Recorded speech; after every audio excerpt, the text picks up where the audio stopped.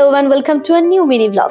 আজ রাঁচিতে আমাদের শেষ দিন, আর সমস্ত লাগেজপত্র গুছিয়ে হোটেল চেক আউট করে আমরা এখন যাব পাত্রাতু ভ্যালি। তার আগে সকালের ব্রেকফাস্টে সেরে নিলাম এই ধাবাতে। ছিল গরম গরম লেবু চা আর আলুর পরোটা। জমিয়ে ব্রেকফাস্ট করে আঁকা বাঁকা রাস্তা ধরে চললাম পাত্রাতু ভ্যালি। পাহাড়ের ওপর থেকে পুরো ভ্যালিটা দেখতে অসাধারণ লাগছিল।